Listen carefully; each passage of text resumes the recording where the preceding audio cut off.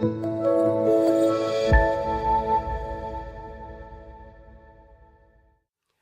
program was proudly brought to you by the Global Foundation of Public Speaking.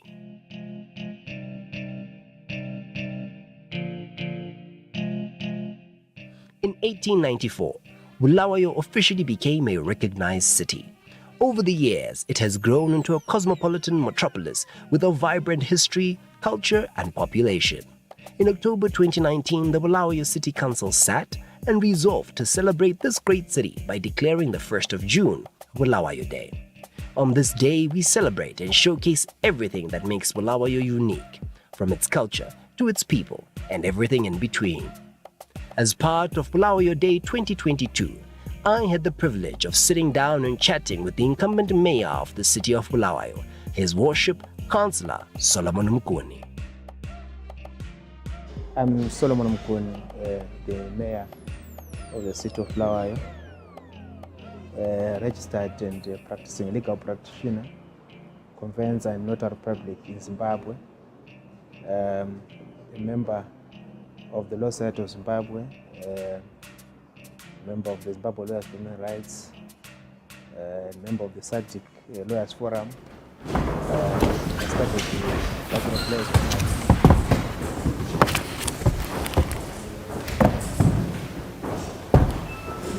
Let us pray. Almighty God, we humbly beseech Thee to bless this council and all who are engaged in the work of local government. Grant that they may order all things in wisdom, righteous and peace to the honor of Thy people and the good of Thy people who dwell in this city. Amen. Please be seated.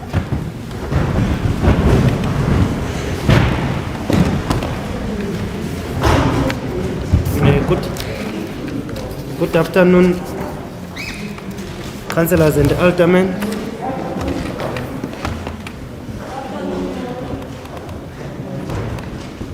Alderman Lubimbi, order. Alderman Lubimbi.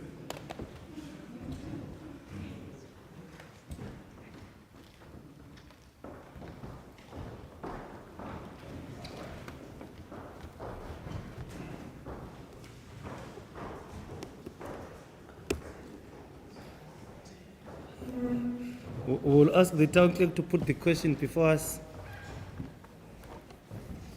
Thank you, Worship, Aldermen and Councillors of the City of Bulawayo, senior management and staff, ladies and gentlemen of the media, and our esteemed stakeholders who might be with us here or elsewhere watching us on social media. The legal question being confirmation of the minutes of the ordinary meeting held on 4 May 2022, attached as Annexure A, pages A to G. Thank you, Worship. What do you say, councillors? Thank you.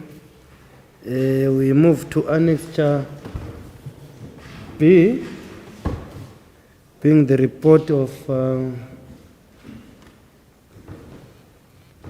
future water. Being the report of health housing, being the report of the Health, Housing and Education Committee, we'll ask the chairperson, Councillor Mtanda, to give us the report.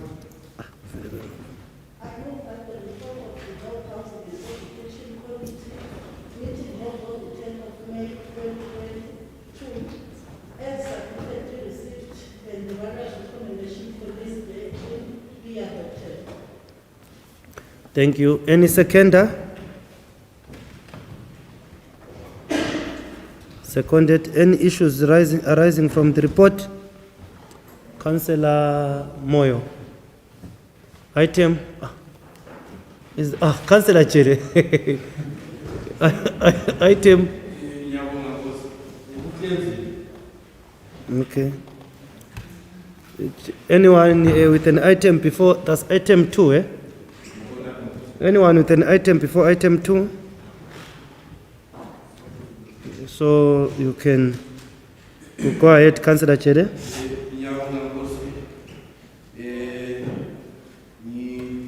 China is the department eyenzakala iviki edlulileyo edorobheni lethu lakoBulawayo. Nxa ngikhanyele idorobho Nkosi yilifesi ithawuni ifesi yedorobho Nkosi. So bekuqakathekile ukuthi sike sihlanze ithawuni yethu Nkosi. Kodwa ke khonapha into sengicela ukuthi njengoba sesiyenzile iblitz kuward 1 ethawuni ukuthi ke selingabuya ke emawadini yethu sesilamadampa esabekayo Nkosi ukuthi nje nxa singahamba ngamawadi ngeviki sike sidile lamadampu lawa Nkosi ngibona ngani idorobho lethu lalabo abalokuchapha Nkosi bangayangeka nxa sebebona idorobho selismart okuzwayo. So isicelo sami sokuthi amablitz lawo engapheleli nje kuward 1 abuye next ward kube ngoward 22 Nkosi like lisitshayele ngoba amadampu engilawo ngale sesesabela. Ngiyabonga Nkosi.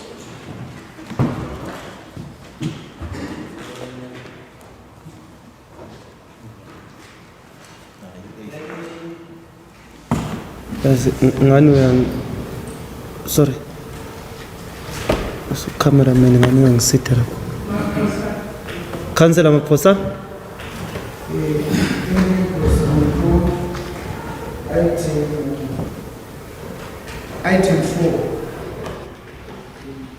Item 4, disease surveillance.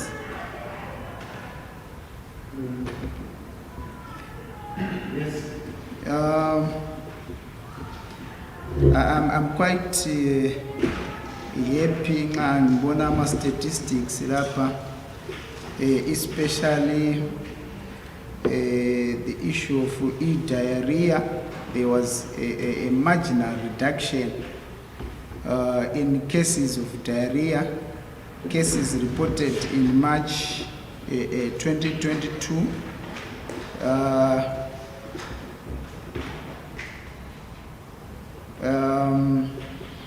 That is encouraging, worship. That is encouraging. I'm coming from an issue where there was an outbreak in my ward sometime last year, and the residents were quite impressed by the reaction of the department working together with other stakeholders in trying to arrest the outbreak of diarrhea. However, responding to some questions concerning the issue of the outbreak, our director was quoted as saying that other people faked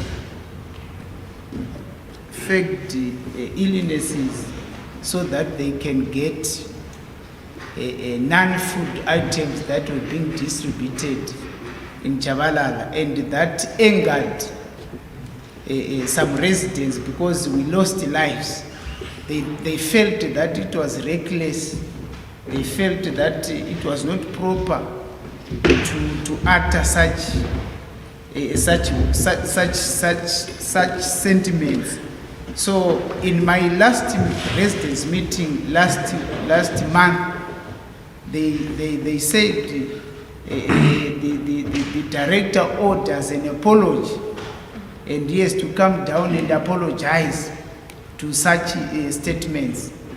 Just imagine there is an outbreak of diarrhea and people are seized with that issue, and people are, running 24/7 to toilets, and you issue such kind of a statement. Sometimes people, even if you'll be trying to explain here and there, but because of the situation, people might end up even misquoting what actually you are saying. So they said, no, councillor, since you are our spokesperson in council, go and say this in council that they owe us an apology, and the Residents Association, Chabalara Residents Association, wrote a letter to council to that effect, to say, why can't you come down and address us concerning these issues? And up to date, there is nothing of that sort that has happened. So I think it is important when we approach such kind of issues to make sure that we might not bring up things that might anger our residents. Ngiyabonga Nkosi. Madam Chairperson Uzwile, and but we must agree that I think this is why Ian writing about Dr. having a kind sometimes medical language and medical terms sometimes they are not soft. So we hope the committee and the department will attend to that. Councillor M. Dube.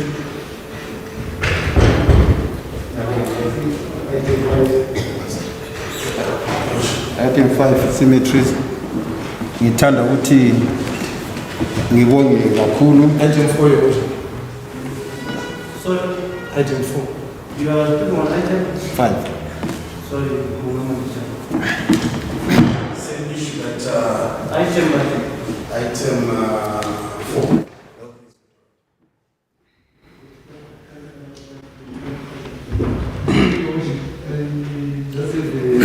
Question on item 4. I think sometimes last year you trained community youth workers, and I think up to now they haven't received their certificates. What action are you taking as a committee to make sure that you give those youth workers their certificates? I think That is it.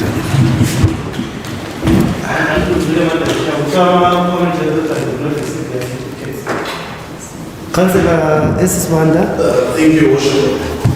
Your Worship, recently there has been world outbreak of monkeypox that is slowly being transmittable throughout the world.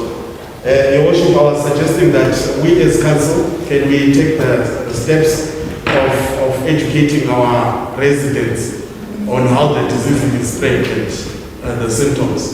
Thank you. Thank you. Councillor P. Moyo. Councillor M. Dube.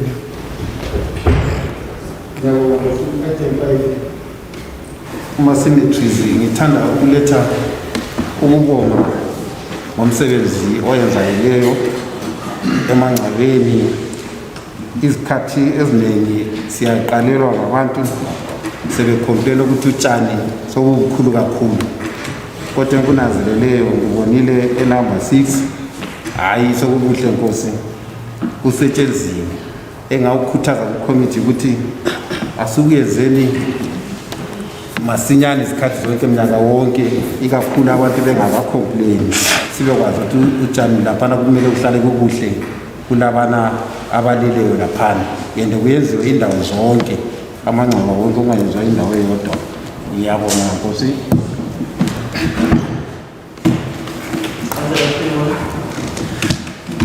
Thank you, Worship. My concern kakhulu is abasebenzi cemetery.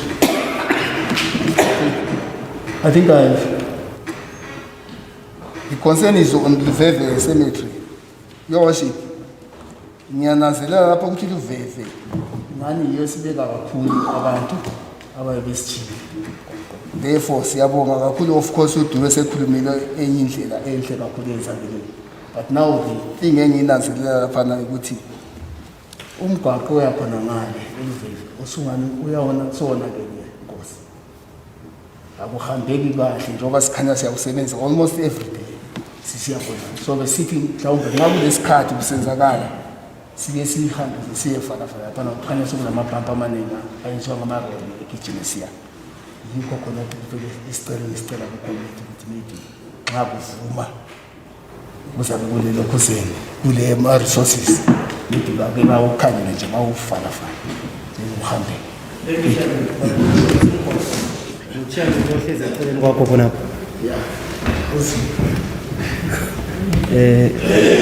Councillor who? Councillor Dube. Councillor Christopher Dube.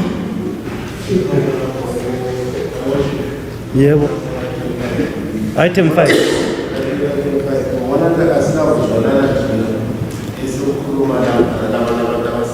ngale emangcwabeni ngoba ngeke bakhona phakathi ngiyabuza bona abantu befloka ngekomizidibhe bathi khona umthetho lo lasibathi njengoba abayi-president bawo-announce Independence Day awukhona Independence Day kodwa ngisho apho mbuzo ukuthi waye abantu bengabali abantu sebengena ngobuningi babo so angikwazi ukuthi bona abantu abasebenza abaka-city council ngale waye bengaziswa khona ukuthi nesekuvumelana lapho yikho kwangikhathazayo kakhulu my worship.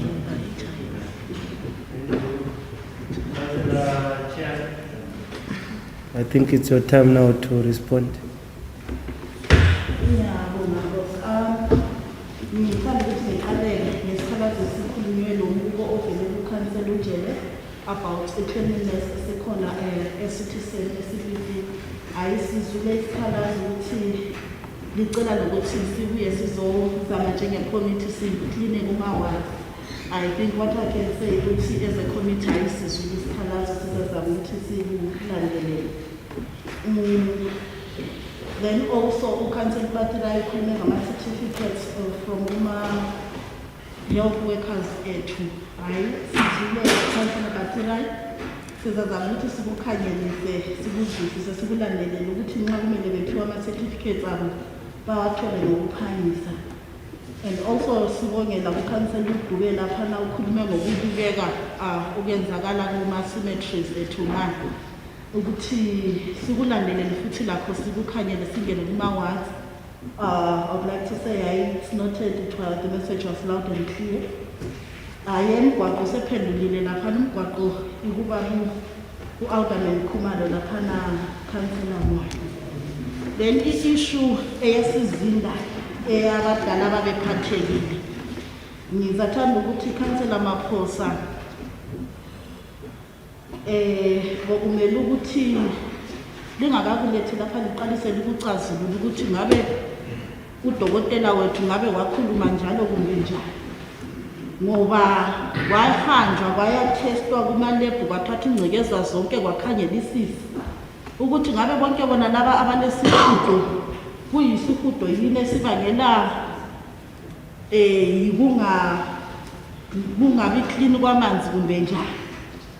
Kwase kukhangelisisa ukuthi inamba eyayiphumile yabantu ababephathekile khona lapho ayisiyo yona leyo yayikhulunywa ngabantu bonke ababekhala ngesihudo ukuthi bonke babe sebebanjwe lowo mkhuhlane. Kodwa engingakutsho ngamafitshane ukuthi ngicela ukuthi ngithembise ukuthi lawe njengokhansela wesigaba uzama ukubonana lo baba udokotela wethu le-department kumbe le-committee ukuze ube ne-information eyiyo eqondileyo. Sithi sesisuka sesisiya kuwadi yethu sisiyabika kuhle into eyiyo siqondisana njalo. Engingakutsho ukuthi hayi i-committee yethu iminyango uvulekile ukuthi sikunike information ekwanileyo eqondileyo. Nxa kusenzeka siye baxolisa lapho kumele sixolise khona kumbe siye benza bezwisisise okwakutshiwo ngudokotela. Ukhulumile uDM lapha ukuthi hayi handwriting yabodokotela kwesinye isikhathi isukuthi sixegaxega singayizwisisisi sikubale siqalisele ekuqaliseni kanti kumele siqalele ekuqaliseni sisiye ekugcineni. Kodwa ayisizwile siza kulungisa baba Maphosa siyabonga. Councillor Patirai. Item 14.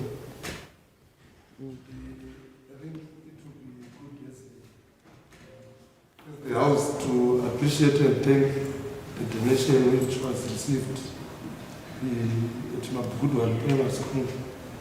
We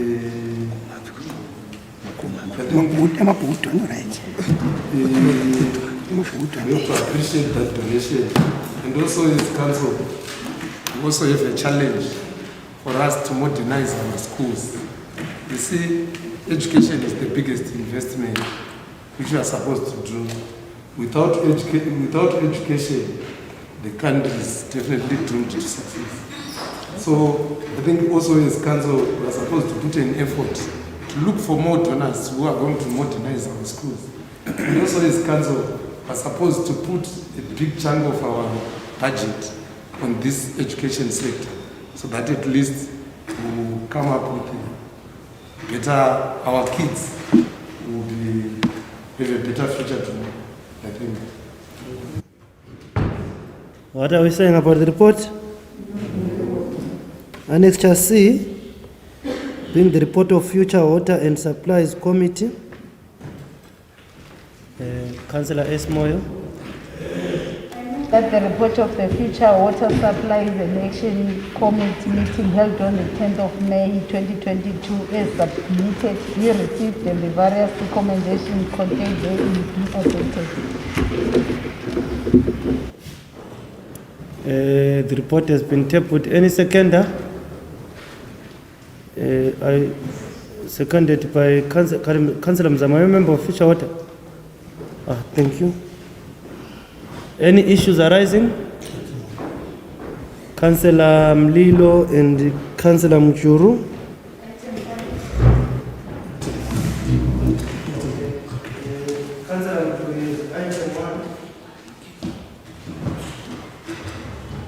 Thank you, Worship.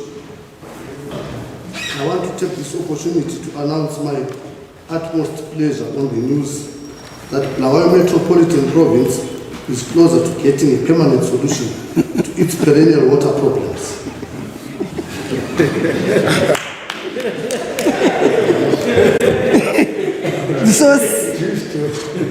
I think you are aware that the long-held dream of the Matabeleland Water Project, which was first mooted in 1912, more than a century ago, is becoming a reality through the completion of the Kwae Shangani Dam. Thanks to the Second Republic. I'm delighted that the Kwae Shangani is now at 60% complete.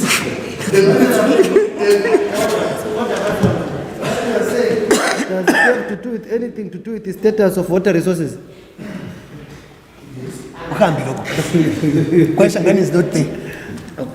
For the sake is that it will allow you to proceed.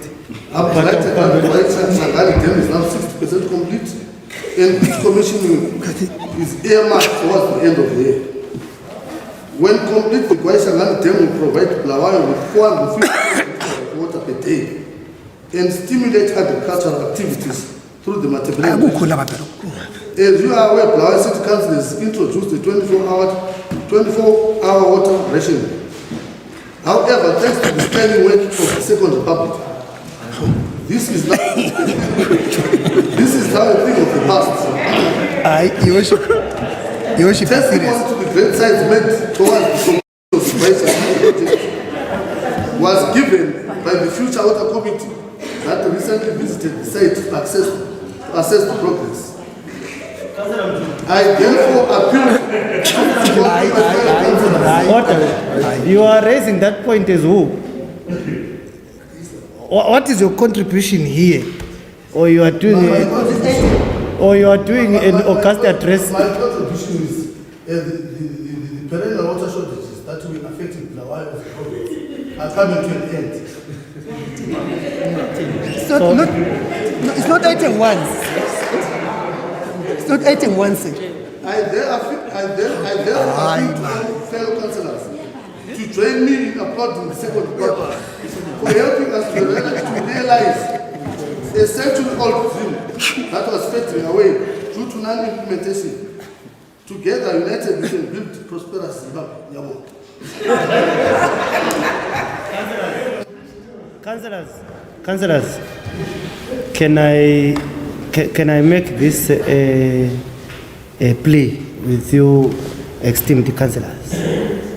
When we contribute, let's try and contribute in line and not use other ways that will generate this house to be politically a cheering meeting.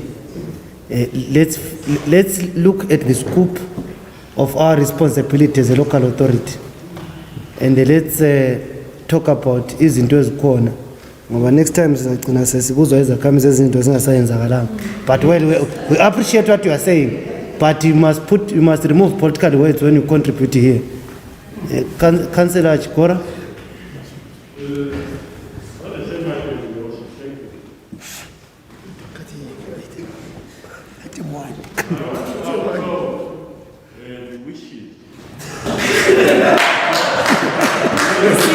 From Councillor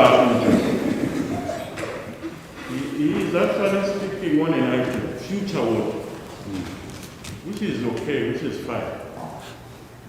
But I thought he was going to extend that and give us dates to say when is it going to be commissioned. What he has presented in this council has been the order of the day since 1912. They are councillors, they are ministers, they are presidents who have been singing the same song from 1912 to today. What is the date today? The 1st of June in 2022. If you count the number of years, it's more than a century, like you say. So yes, it is everyone's wish that Bulawayo will come to an end. But as councillors, I think let's focus on practical solutions and not wishes. Wishes have always been raised. Please, Councillor Muturu and everyone else, may we focus on the date. This thing of saying by end of the year, because I was see our fundamentals now. And every other leader, please give us water. Don't give us songs and dimples. Please give us water. I don't think it's effective that we have already introduced 24 hours schedule, like this said. We have not done. We have, as Bulawayo, we have not yet produced that schedule in 24 hours. But it has been indicated because water is scarce and is short too soon. But not now, as I figure now. So thank you very much, Mr. Muturu. But please convey our message. Bulawayo is still waiting for water.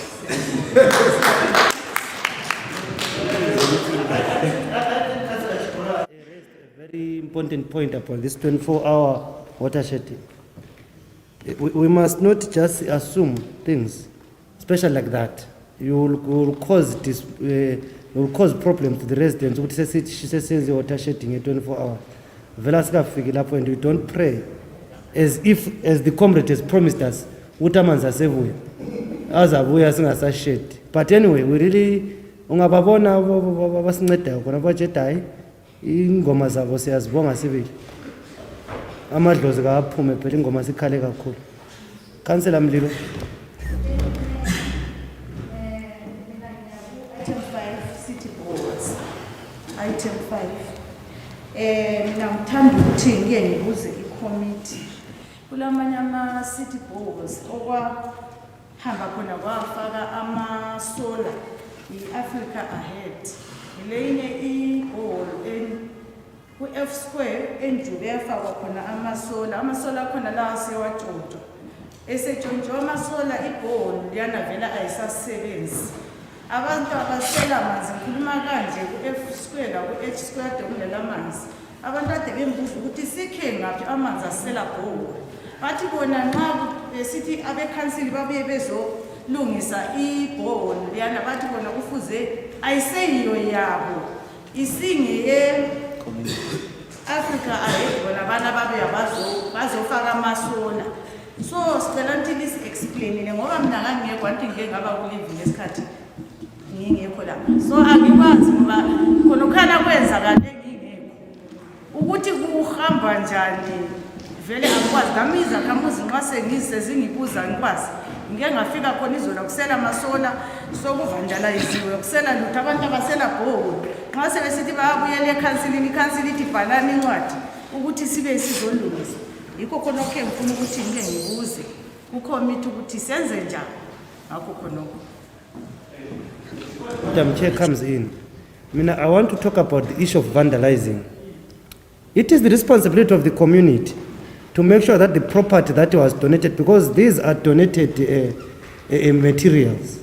So it is the responsibility. I think we have got water point committees in these respective areas it is their responsibility to look after that property. Because imagine if, let's say, I'm just giving an example, let's say Africa Head donates about 10,000 of these things around the city.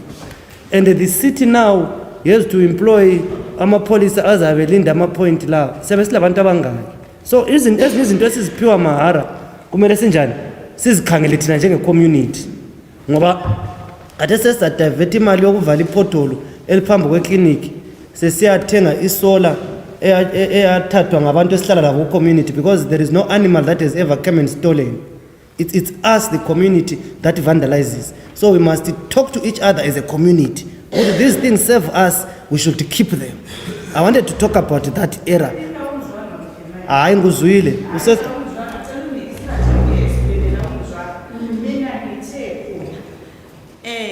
Abantu labana basela ndawo yokuthi bathathe khona amanzi.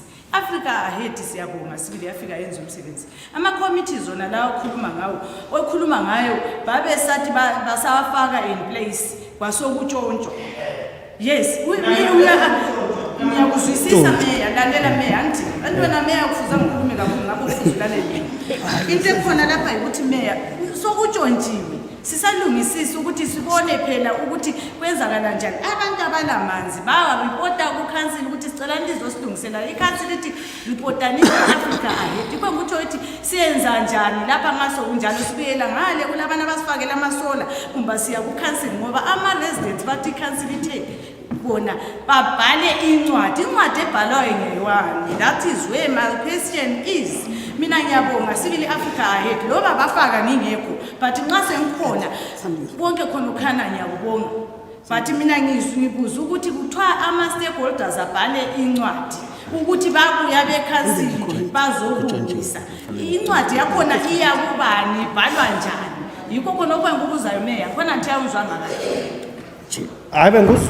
I wanted to address into vandalism. Councillor Khumalo, last time I think you had such a scenario in your area.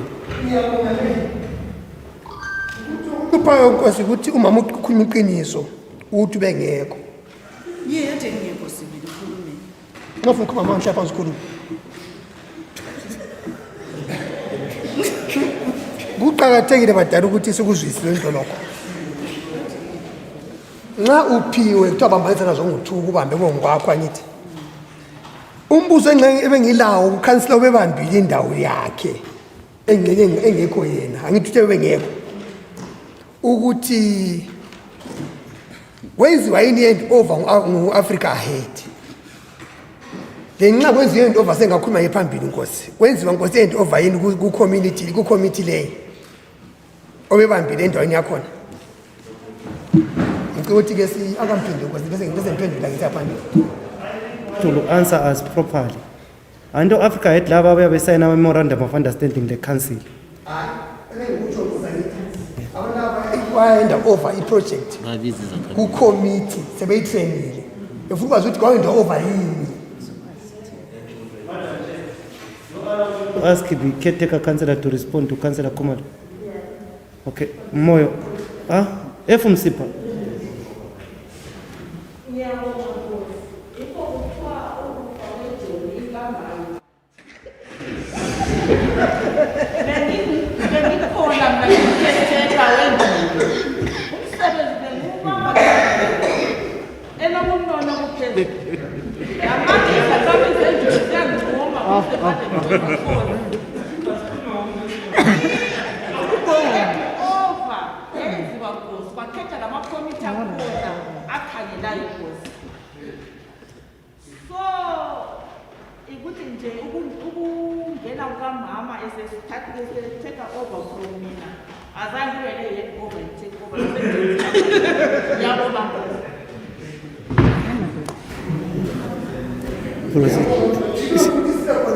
Sibe sonke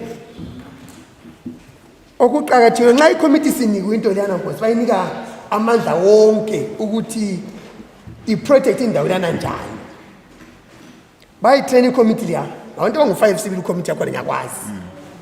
Bayitrain i-committee liyana izakhamizi zona ziyaprotect indawo yazo ngoba ngokwabo. Abanye bakhupha izimali benika i-security egcina indawo liyana. Iphutha nje uthi okuthethwe sokuyithi izakhamizi So kumele committee yona ikwazi ukuthi i-report yayi-report emapholiseni kuqala. Angithi i-police report itshontshwe phela le. Kube le case i-council ngapha nxa ifuna kule case report number. Iyobuya ngapha ku-council. Bezokhalaza ukuthi kutshontshwe sibili. Angithi kumele bakwenze khonokho. Then i-report izabe ku-council bezocela bayithi itshontshwe lapha thina so ukuthi department yangikhona ekhangele ngani yesibhora. Then bazabuya ku-Africa ba-report ukuthi ukuthi hayi bakithi sitshontshwe lapha thina siyakhalisa ngalokhu angithi. Kodwa okwenziwa kutshontshwe ayisibo phela. Engcenye ikomiti abazali ayisibo bapha mansawu bazozakhamizi. Ubengeza izakhamizi azange ziyemukele i-project ngodumo lwakhona. Bensithi inkosi nxa uthi izakhamizi azilamanzi. Mbona nisongani sokungithinta buhlungu. Ingixolele bakithi ngoba ngizothi izakhamizi azilamanzi. Angisakuzwisi khona lokho ukuthi nxa izakhamizi zingelamanzi inkosi. Kule ndlela izakhamizi zibe namanzi. Nazingela ezenjuke ku-F square. Ayisaqolisa nkosi uthi kule phuthe likhona from engineering part ezawukhangela ukuthi indaba engafiki khona phana amanzi. Ngoba amanzi awemgodi lawana asiwo ukuthi sinathe nsuku zonke ukuthi singathi singathemba ngawo ukuthi sinatha wona ngithi ngoba sazi ukuthi aklini ubanjani ngithi. Ngokuthi akhavela phana laphana ingcene ema-toilet ukuwatsheni lokhu lezi ngadi lapha ukuthi sitsanatha sibili inkosi kunzima. Nanzelele ukuthi sike zakhupha amabhoza amaningi kakhulu esiza abantu ongenazi khona. Ukuthi lami ngithwale nzima ngakho khona lokho. So ngibona ngeke ukhansa zakuncede ngene after this meeting ngakhona kulokho kade esinkosi. Uthi akwenze njani ukuthi ngicela ukuncedakala. But ngikutshontshwe sibili inkosi ibhora nefaba abantu bayalungisa. Bona omakhelwane le abantu le committee yangikhona. Iphutha elenzakale kibo entweni yabo. Yabo. It has been consumed. Councillor Chair.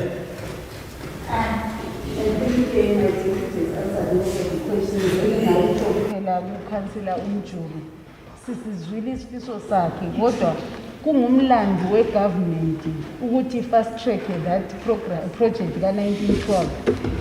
Nxa ukhuluma iminyaka vele kuhle kuzwisa ubulawa buhlungu lathi silesifiso sokuthi ngavele seyaphela. Kodwa khathesi nxa ukubeka ukuthi ngani sizaphela ngapha thina koBulawayo sikhangelela ukuthi sizaba lolunye ihlupho kuzagcina ngani kuzaphambanisa. Abaqede masinya ngoba vele ngumlando wegovernment ukuthi basilethele amanzi koBulawayo. Sayibona sibili savakatshela khona sisiyakhangela ukuthi iproject iyahamba sathola kuyaqalisa sibili kuyahamba. Abayenze fast ngoba we waiting for amanzi ezoBulawayo. Ngoba yiduty yabo ukuthi bawalethe. Siyabonga kakhulu kunanzelela ubakhuthaza. What are we saying? Now we move to the report of environment engineering. We will ask the chairperson, Alderman, one of the aldermen. Thank you. I think that the report of the Environmental Management and Engineering Committee meeting held on the 16th May 2022 as submitted be received and the various recommendations contained therein be adopted.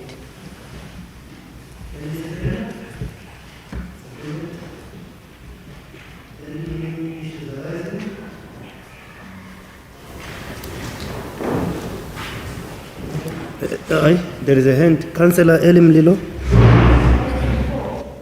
Yes. Anyone with anything before item 4? Nothing.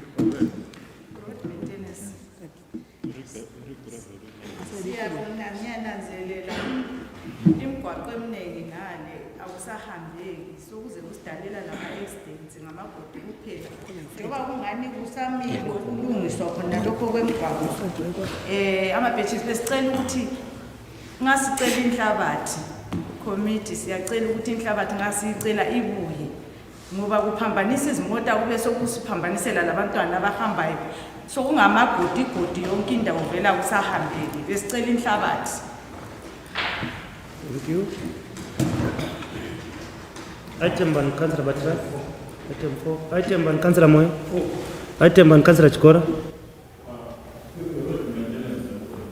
Councillor Mlalazi. Item. Councillor Maposa.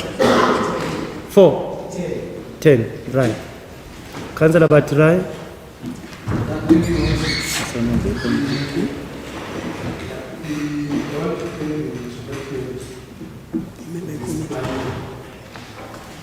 Also want to raise a question. Since 2018, we've been seeing these tenders, but nothing. Your Worship, he is in the committee. Sit down. Sit down. You decided to not come. You decided to not come. Councillor Moyo. You decided to not come. Then we assume you agree with the report. Thank you, Alderman. Who is cancelling? Councillor Moyo.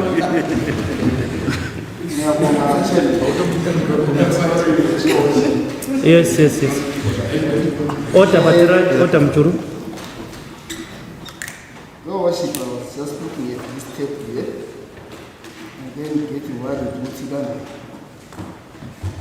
So to talk to myself. It doesn't like this is up to 24 September 2024.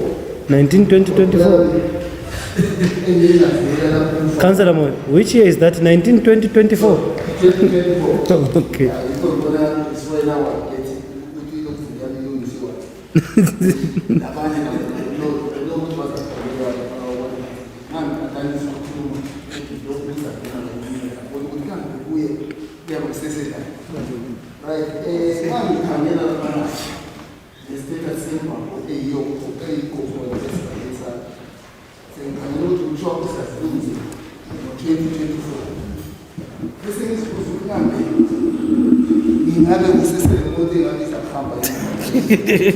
Because it talks about the 2024.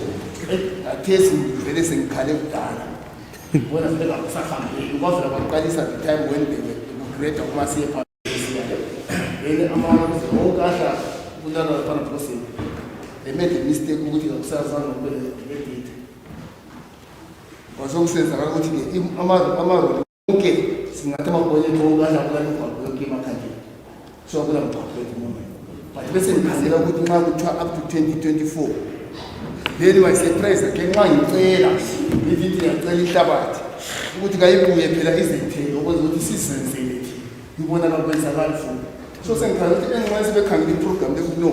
More like city of Kulman today, would seem to you was in less than 2024. There is a way, and Canada would get issues that one.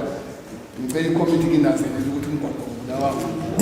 In terms of what we want to live, but what is waters, is water, all the offer one can gain is but they can put all. So, if it's still good to get no since the Gala, about Fagalam go period, Yogoti, it graphic I will use a telly. Sis boiling it. Then getting a trailer of so to say that. Then getting a trailer, Sichuguti again. See, tell you what this is. Imagine one of the says that if program day, now we must have body program day. Because I'm man, so we are humble. Therefore, we still go together. This is Nazareth. Thank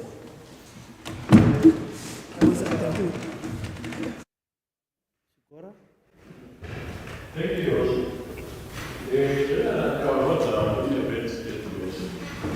But I want to applaud the efforts that have been made. I think this year, in terms of Insawa, I'm not trying to clash. She has already made the request. But generally this year, in terms of our gravel request, I think the department has done very well. Maybe give me. But generally, if you go around town, roads are bad. But gravel has been delivered in most areas. What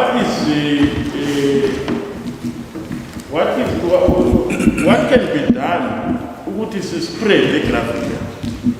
For most of these the requests, the residents, large councillors. But in Lawat we are not spreading that. That's an observation. I might be wrong, but we are not spreading in Lawat and yet it's us who have requested for that gravel. At the end of the day, that gravel is wasted. Abanye angazi bencedisa kuyichitha beyenza njalo. So I want to make a plea ukuthi maybe the committee might look at ukuthi bangahaya engxenye ama-grade, anjalo silawo ama-grade. Kumbe silawo, I don't know, but I assume that we are not spreading because ama-graders are and they are not coming to our wards as we requested them. So why don't we maybe come up with a program spread the life. We are going to the whole road, and we expect our residents to spread the whole road. It's not possible, according to me. You can spread but if it is the whole road, in some of the areas where I come from, Ulokview Road, I don't know whether you know that road.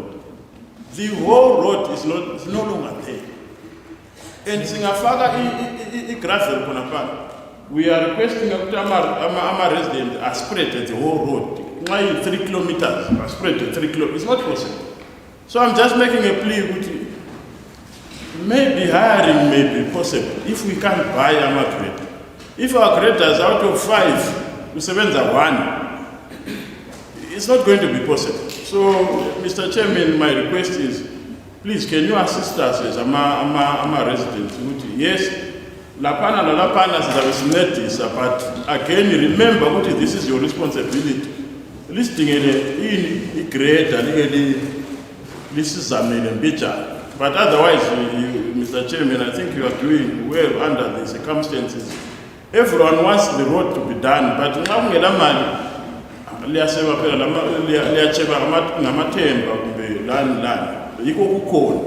think our residents appreciate it very much. My money is certain, so many sense when I look at my efforts. I'm a low hanging when I look what is sense. Thank you, Your Worship.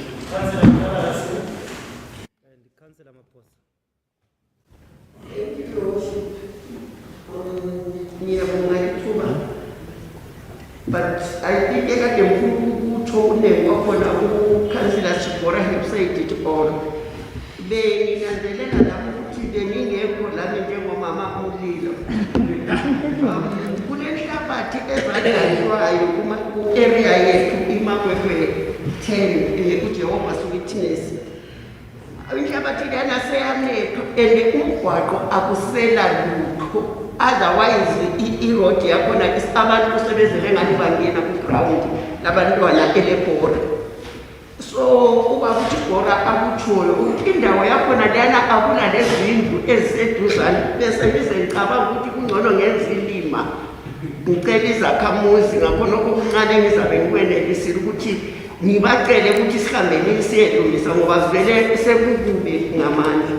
Okwesibili ngicela ukuthi ikomiti ilisize ngoteje avele lapha lapho kuthena khona imthoba ebuya ivelela ngelukolo leberot indawo yalapha ayisayenzi siyagada imthoba uyezwa abantu bethuka ukuthi idorobho selifanana nomgwaqo wenkayi nomeli yiwo olongo kakhulu. And okunye futhi laphana emakhokho ebridgini laphana nxa usuka egaragini hayi amagodi lawana awayenzi kuhle. That's why sizahlala siba lama-extents amaningi besikela nje ukuthi ikomiti nxa ingasikhangelela khona phana ukuthi nje ikakhulu ikinanzelele kakhulu phakathi kwedorobho izinto ukuthi zingani ziyahlangana nje yebo kasilalutho but idorobho lethu silinanzelele kakhulu. Thank you.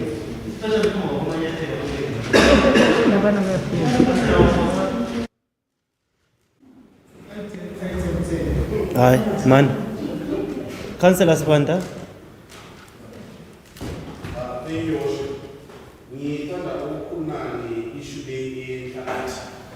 I think one challenge that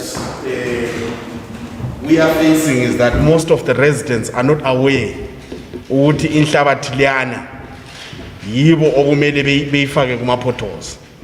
To an extent ukuthi most of them basuke bengafuni ukuyifaka njalo besuke besabe ukuyithatha ihlabathi ye-city council befake kuma-potholes. I think we should be clear and communicate with the residents on what is supposed to happen nxa ihlabathi lana siyidampile. Okwesibili, I wanted to speak about the issue eyakhulunywa ukuthi I think we need to clarify on our residents what's really happening pertaining the issue of a statement that we released that we have only used 25% of the money that has been allocated by the government. I think asikacacisele ama-residents ukuthi what has been the hindrance of why we are not using that money. I think to Uche, can he clarify to us and the residents ukuthi why has been the problem with that? Councillor Spanda, Councillor Spanda, I know, Mana Esmo, I know the chairperson will respond to some of the questions, but last Friday we had a very special council, a special one because we've never held meetings on Friday to deliberate on that, and I think council has got the information which we expect as policymakers to not come here and ask council to explain. You must go and explain to the residents. So we kindly encourage, opportunity. We kindly encourage Honorable Councillor Spanda to attend special council meetings. Councillor Esmond. The feeling of best water trenches. Because siyananzelela ukuthi bayananzelela ukuthi bayazama be-department. Kodwa bengikucela ukuthi bake bangani bayalandelela lapha abagebhe khona belungisa amaphayiphi bevale la amagodi. Siyazivalela kwesinye isikhathi but kuba yingozi ngoba imoto nxa zingakwazi sesifika ziyawela ngoba siyabe siphunguthela nje inhlabathi. So ingozi zangikhona ngani sezisiba ziningi ukuthi at least likukhangele khona lokho ngoba sokule minyaka ethile kunjalo.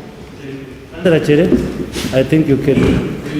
Never committee was ngifuna ukurespond uCouncillor Spanda ukuthi issue yenhlabathi omele sikunanzelele ukuthi councillor ichaya imathambo ngokuthi inhlabathi nje khona pha isikhathi esiningi nxa inhlabathi leyibuya Nkosi ungabona icouncil kuyizodamba ingayisiyo eza lemvula kuyaba kuyi-request yezakhamizi through councillor wakho. So meaning to say ukuthi nxa izakhamizi inhlabathi yanisibuyile uCouncillor nguyomela kuyene kuzakhamizi wenzane ziqinileyo inhlabathi ethi ukuthi inhlabathi sibuyile sovala nina amagodi. It's very rare ambona ukuthi kuyakwenzakala ukuthi council kongokuya izodamba kuphela ingaconsultanga uCouncil. Ungabona ikwenza khona uCouncil iyabiza phendula izovala. So le yezakhamizi hayi izakhamizi ziyakwazi ukuthi izomele zivale ngoba yibo abantu ababeyiqinile inhlabathi yakhona. Ngiyabonga.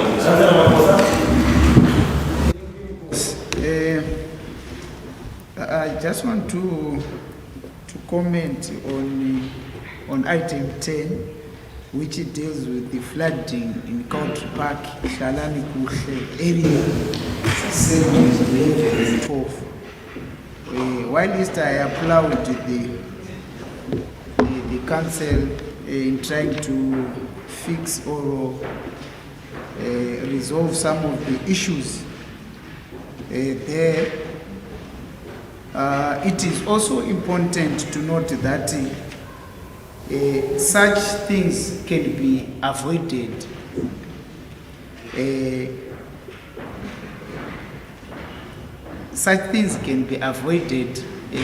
before settling people in areas. If you look at the history of all these things, people just settled there without going through proper procedures in terms of the things that we seek to resolve now. So it is important that we make sure whenever we want to settle people in areas, it might be government or council, let's look into all these issues. Is there drainages? Are there roads and everything? And now if you look at this issue, you find out that most of the time we'll be saying, let's see environment funds there, let's do this, let's do this. So it's like now we are channeling all resources to a particular area on the expense of other areas. So when we are doing things, let's make sure that we've done our homework so that we avoid such things where now after building houses has to be destroyed and people relocated. It's a waste of time, it's a waste of resources for the things that has been not been, things that has been solved before. However, we applaud the efforts to fix all those things, but I am appealing to government not to repeat such things. Thank you, boss. Thank you. But where is the problem, Councillor? Yes, Councillor. Thank you, Worship. Is my fellow councillor aware with each other with the program is self-financing? Maybe he's not aware. No, he is. That doesn't. Not aware was come out with council funds. No, he is. That's why he's talking about. He's not aware.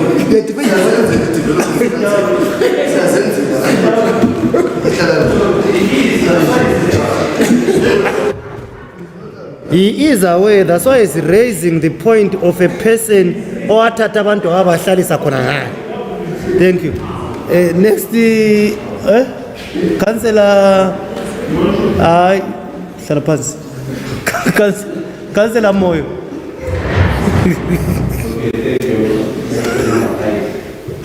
We applaud the council and the efforts of staff.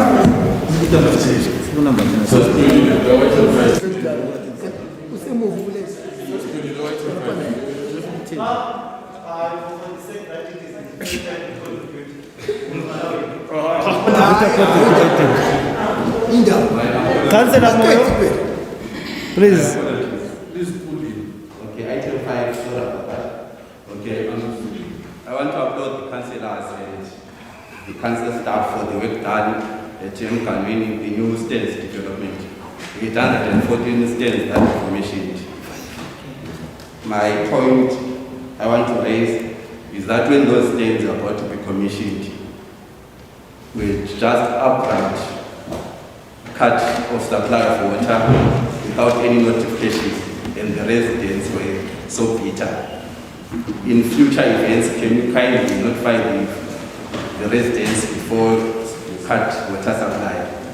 Because that was, I believe that was a scheduled routine maintenance which we could have easily notified the residents. Thank you.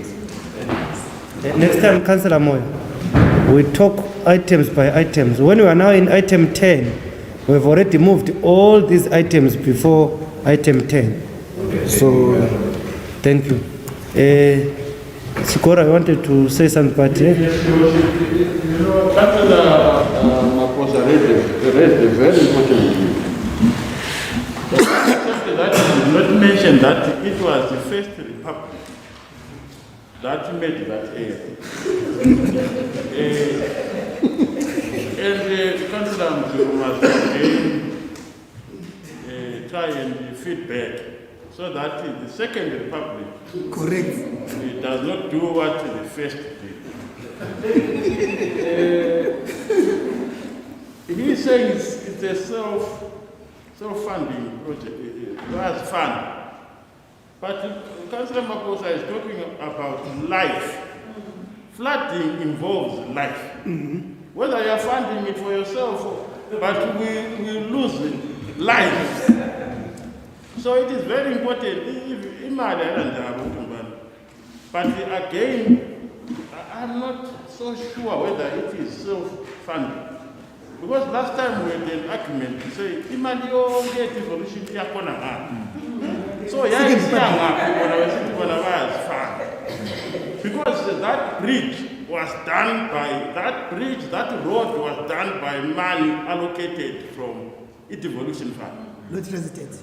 Not residents. So I think if he is correcting that, then it's very, I like it, because going forward, we are not going to be giving them money because they are self-funded. if that is what he is saying, then I'm very happy that soon imali izabe ihamba kwamanye ama-wards. Ifike kimi ngale ward 4. Sisebenzisa silama-social facilities. Lami ngiyayifuna kona ngale, last time ngisithi mina ayibuye, but we were made to believe ukuthi hayi ngale sekulabantu abaningi ngale abangani bale problem. So, Councillor Mtulu, well done for correcting us.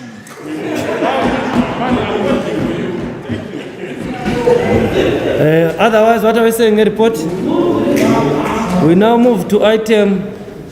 Who is? But item 10. Oh. You want to talk again? Talk. Item 18. It talks about sewer. Of course, whilst I appreciate the department and the committee in trying to deal with the sewer-based, fixing them and everything, I have a serious challenge in my ward. Block 75, 78. Where that sewer, I think its flow is up to now around 5 to 4 years. There is no longer a road there, so chani and everything. And I'm appealing that that place needs a special attention. Not only that place, also at Masuku Primary School. There is a sewer that continuously flowing, even if the plumbers come, it will not take an hour. Just imagine, it's a school. And I'm appealing to the committee and also to the department to look urgently into those areas before we can have an outbreak of diseases. Chairman, you attended to his problems. So what are we saying, councillors? Now we move to the report of town planning. We now move to the report of We now move to the report of Townlands and Planning Committee. Councillor P. Moyo. Thank you. I move that the report of the Townlands and Planning Committee 17 May 2022 is submitted and received and the various recommendations contained be adopted. It has been tabled. Any seconder? Seconded. Any issues arising from this report? What are we saying, councillors? Yes, now annexure F. Umuntu wesibhingi lapha. Wazi ndoda wesibhingi. Ubunisithi ucancel uNdlovu. Thank you, Your Worship, for this opportunity. Item 1. Nginanzelela ukuthi la kwanye ama-items alandelayo is sikhuluma ngama-sport bars. Kuhle abacelayo ukuphiwa ama-license baphiwa lama-stand lawo ukuthi bawopareke. But as a city, nginanzelela ukuthi ama-sport bars kasincedi kangaka. Instead alimaza i-society ethu emalokishini lapha everywhere sihamba khona i-sport bar. Abantwana sokunzima ukuthi bahambe ema-shops. Because abantu ema-sport bars babenatha bezinceda phandle khona lapho. Bengicela ukuthi njenge-city let's try ukuthi sibone ukuthi singakwenza njani imenace le sikhona ama-sport bars kuma-suburbs wonke sizama ukuthi simise mbijana. Singanika ama-licenses kakhulu for ama-sport bars. Sikhangele abantu ababezoinvesta maybe in manufacturing kumbe in processing lokunye kukhona. Hathi ukuthi kube ama-sport bars kuphela. Kumbe sinika ama-supermarkets kakhulu. Si-reduce ama-sport bars aseyimenace kakhulu ewadini engiyi-ward 8. For example, duze le-McDonald's laphana e-library ne-craft center. Kulama-sport bars, yeah. Abantu sebezinceda khona bengcolisa indawo enayane e-council. Abantwana labantu abadala abangomama akusadlulele. So as much as ngingalwi le committee ngayisolo ukunika ama-stands ukuthi bakhiwe ama-soft bars befisa ukuthi siyareduce i-city of Bulawayo siconcentrate entweni ezipositive ezisinedayo kakhulu ngoba ama-soft bars wana letha i-decency kuma-wards abantu bazinceda outside abantwana basakuthume ukuya emagrosa and sokupromota le-drunkardness ukuthi abantu sebevukele ukuyanatha instead yokuthi bavuke bedinga umsebenzi. Thank you, Worship. Thank you. Councillor Ndlovu. Councillor Ndlovu. Councillor Ndlovu. And you appreciate the difference between sports bar and poker store? Yes. Ah, okay. I do appreciate. Councillor Alderman Kumar. Ngiphikiswa uNdlovu. Why? Order Alderman. Don't phikisa, just contribute. Ngitheni ipose because ngiyaphikisa I contribute. Sorry, Yoshi. Mbona ngani inkosi okuqhakathekileyo ukuthi sazi umsebenzi wecommittee uqala. Nxa umuntu ecelile ukuthi ngifuna ukufaka isports bar lapha endani yamathi kuya committee ecela i-develop permit ukuthi ngifuna ukudevelop into enje. I-committee yavuma kube ukhansili ivume. Liyanzisa I think wanqokhona bengawazi system yakhona. Nxa ikhansili sivumile-ke umuntu uselemvume ukuthi ngiyokwenza into afuna ukuyenza lwana ngithi. Then from there sokuba nemithetho yokuthi uregister njani kulikhwana ama-license lana lwana babe kwenza abantu konkuyana. Sokubuya bona laba abasebenzisa indawo naliyana umnikazi wendawo akaqala ingixolele bakithi ngokuthi ube lento yakhe ayenze emthethweni.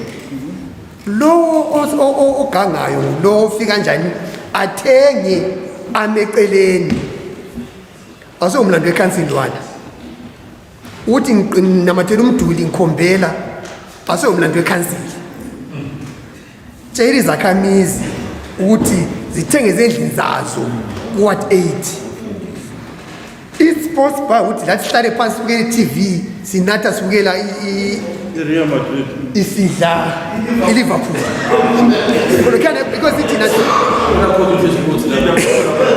I think ngitsho ukuthi ngicacise khona lapho ukuthi i-sports bar kuthiwa sihlala phakathi asihlali phandle ophandle usevele useseceleni uselecala lakhe ele-public drinking.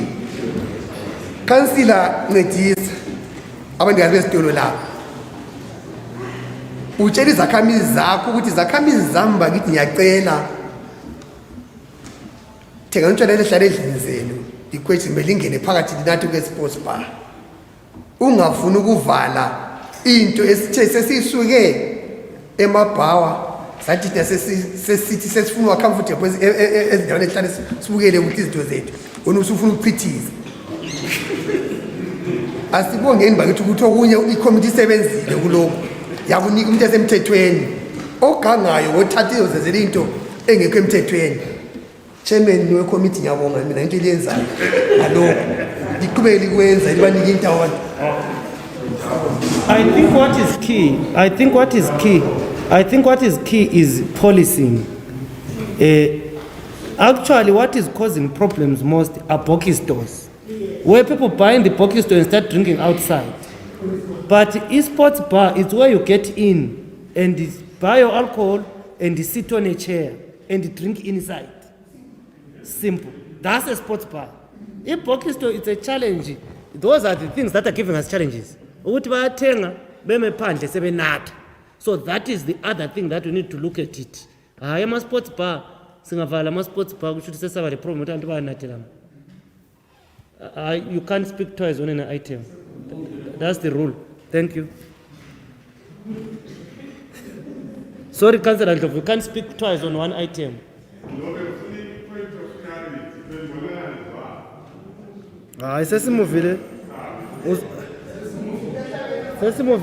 So what are we saying about the report?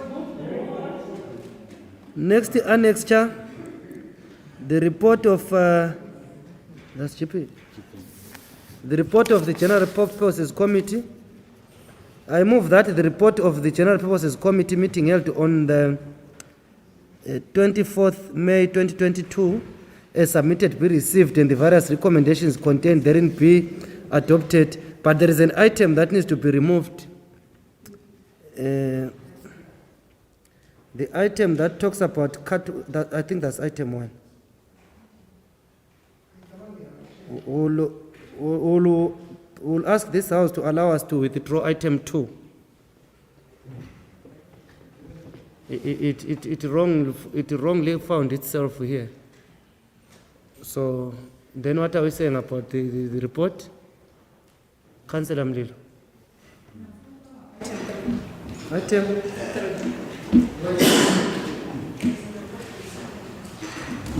Item 3.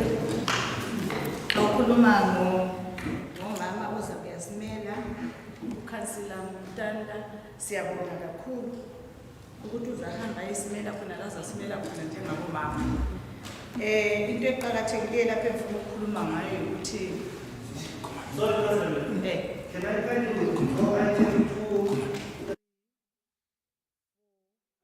Yeah, item 4 also. Mrs. Dov. Item la right up. item 3. And then I to withdraw item 2. Yonke 2, 3. Afana ibe khona. Traffic lapha. Can we do item in a leo ngale ku council committee?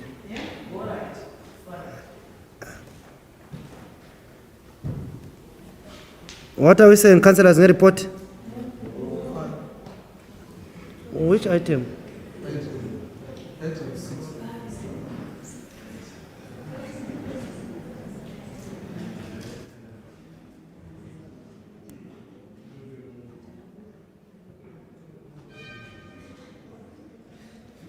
Councillor.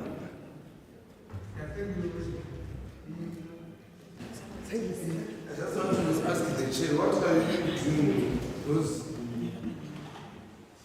bills which you overcharged? There was 2 ways of solution.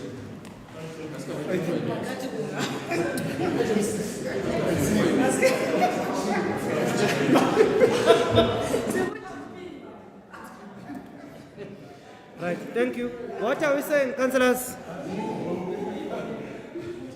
Annexure. The report of the Finance and Development Committee. I'm not seeing the chairperson. I'm seeing the deputy chairperson, but it looks like he was not there in the meeting.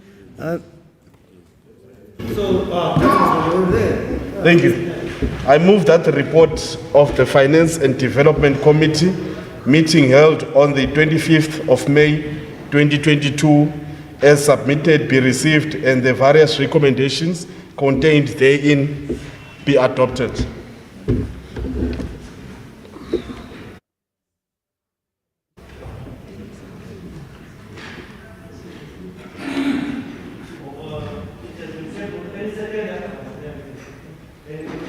Any issues arising from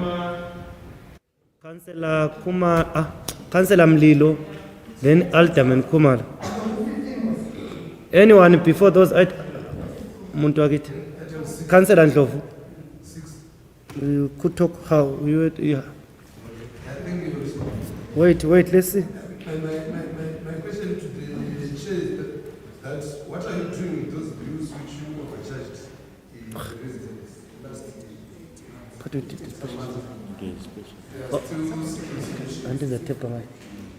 Thank you, Councillor. I'm being advised that on Friday there was a special finance mainly on that. So you will meet the response in Council Committee. Thank you. Councillor Mlilo.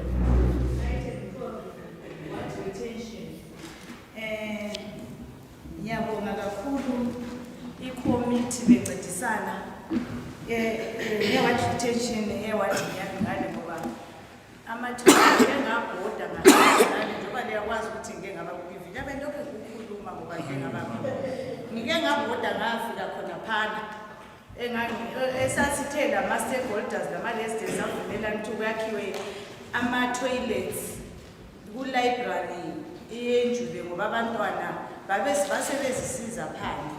Siyabonga kakhulu ngoba ngihambile ngathola ama-toilets wonke aselungile.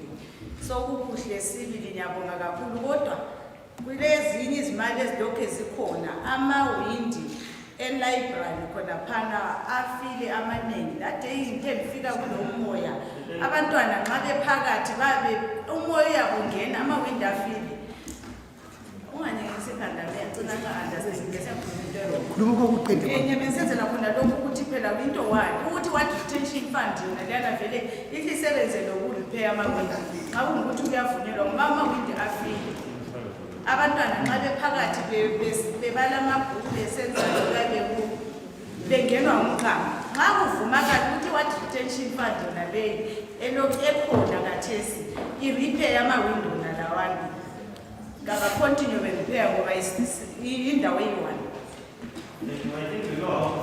projects for what retention fund. Alderman Kumar. I Councillor Ndlovu and then.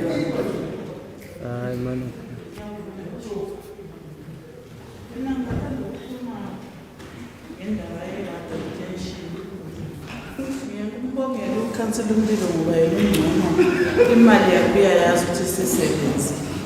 Njalo lana eseleyo ubemvume ukuthi isebenze.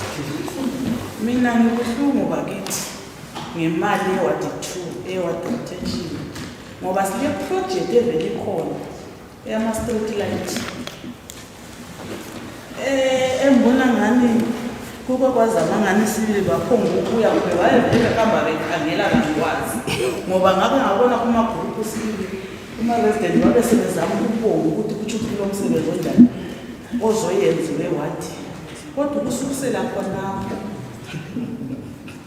wathula bathi into yokuqala qala ukubuza umphathi wemali ukuthi ivele yona imali yethu ikhona yini kumbe lilomnye umsebenzi eliyisebenzisayo xa kungukuthi lilala eliqala liyisebenzise khona lithi nxa seliyibisela lifakeni phezulu ngoba nathi imali nxa isenza isimbazwe nxa isibuya ilabantwana kalisoze beyisebenzisa imali yethu ingabuyi labantwana so ngicela ukuqala ngibuze khona ukuthi singayisebenzisa lilethe ilahle ngoba naphela angikwazi ukuthi imali le ikhona emaphepheni yona ingekho ngibona ngani ikhona ngoba mina ngibuhlungu ukuthi iproject yethu kuthiwa imota kanti behlulani bakithi ukuthi mokuthenga ngoba ngiyaye ngibe ngimangala kulo munye uresident wangiza wathi kathi ama-street akho nguma wona emele eqalise uhlala ukhuluma ngokuthi khona yena imoto ifile angazi ukuthi kwakuzaba ye-trade fair yini abantu bayibona leyo mota isihambe kulungisa amalayithi so mina ngicela ukubuza angazi kumbe zawangiphambanisa ukuthi imota leyani ivuka ngabe uyi-president yini ngobana ngabe uyi-president imota leyani yavuka so ngicela ukuba bhasi khonapho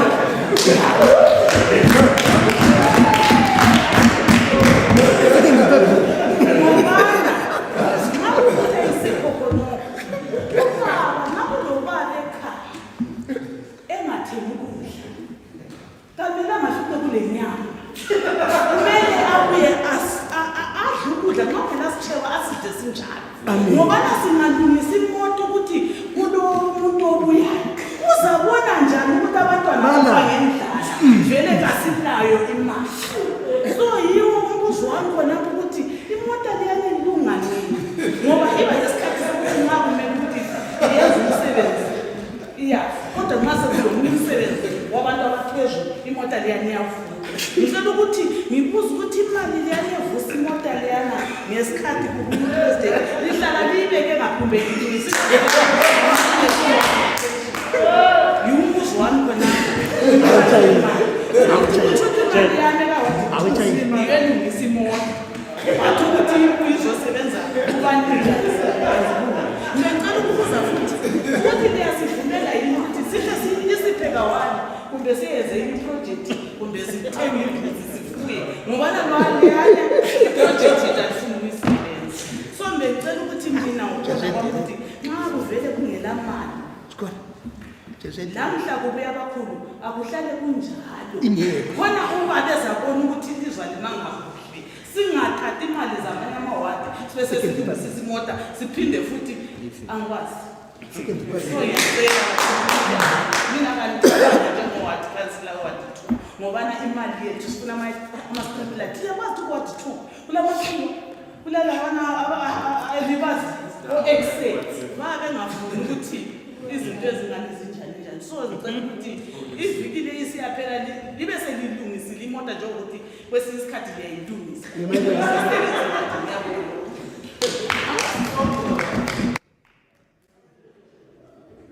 Councillor Maphosa.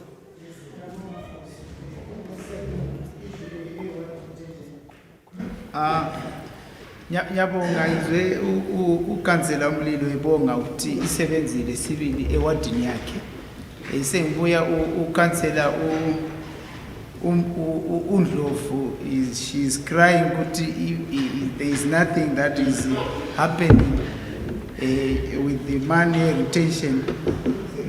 I also want to appeal to the committee that they look into issue 121. I've asked for a tennis court, and until now there is nothing that has been done about it. I'm not asking for much. I'm not asking for a world-class tennis court.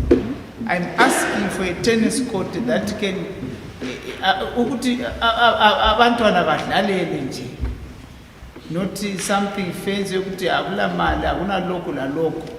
As you are aware, the issue of drug abuse is rising. It's another way also of entertaining the youth so that they find themselves occupied.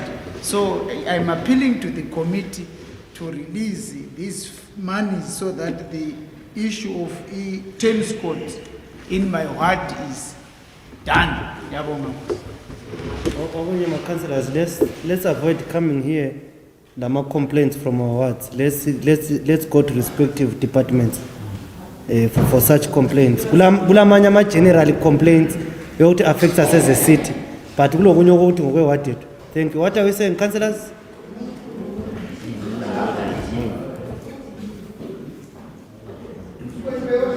Oh, Alderman. Alderman Kumalo and then Alderman Rafamoy. Same item in a day. Kulman Council.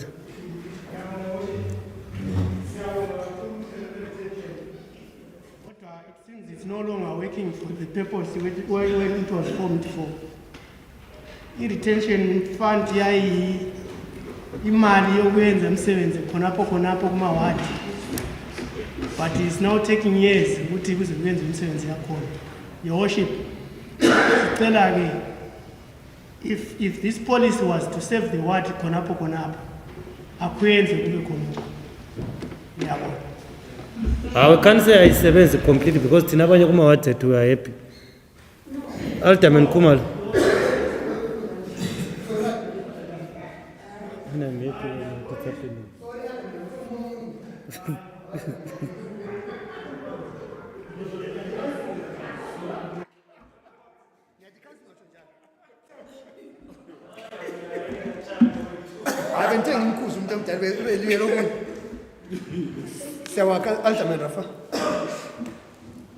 Your worship, ngifuna ukukhala ku item 15 sub item 30 ku state allocation. Kosi kulento eyenzakalayo into lengeye Bulawayo City Football Club. Esasicele ku council asinika sibili kuhle. Then ukhanya ngani ndifuna ukusithathela Nkosi. Ezi football city iphekiwe. So ngibone ngani singavuma ukuthi lokho kuhambe through Nkosi kuzasiphambanisela abantu abethu. Ngoba iphekiwe liyana under i-junior team, ama-junior teams zethu under 11, under 13, under 17 yethu Nkosi. So ngibone ngani ngiyabe selimaze ontanga ikakhulu ngalokhu into lokhu. Ngicela ukuthi inkosi likubiselene emuva lokho. Sikuqondise ngemuva ngiyacela.